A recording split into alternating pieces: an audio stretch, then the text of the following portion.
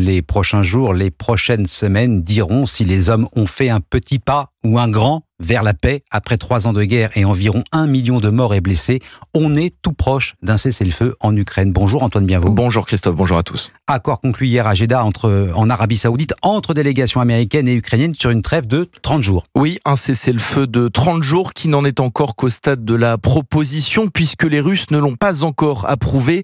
La trêve conclue hier par les Américains et les Ukrainiens porte sur un arrêt des combats aériens, maritimes, mais aussi terrestres. La plupart de ces mesures étaient réclamées par Kiev et dans la foulée, les États-Unis ont aussi accepté de rétablir leur aide militaire sur le front.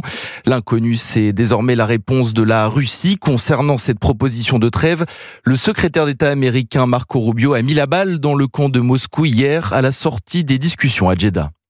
Aujourd'hui, nous avons fait une offre que les Ukrainiens ont acceptée. Nous espérons maintenant présenter cette offre aux Russes et nous espérons qu'ils diront oui à la paix. La balle est maintenant dans leur camp, mais encore une fois, l'objectif numéro 1 du président Trump est de mettre fin à la guerre. Je pense qu'aujourd'hui, l'Ukraine a pris une mesure concrète à cet égard. Nous espérons que les Russes feront de même. Donald Trump a de son côté assuré hier qu'il appellerait Vladimir Poutine dans le courant de la semaine. La Russie n'a pas encore clairement pris position, mais n'exclut pas des contacts avec les Américains dans les prochains jours, en sachant que le Kremlin s'est jusqu'ici toujours prononcé en faveur d'une paix longue et durable, en rejetant une trêve courte et temporaire comme proposé par Kiev et Washington. Les détails de cet accord en direct avec vous, Antoine Bienvaux. On vous retrouve, Antoine, dans le journal de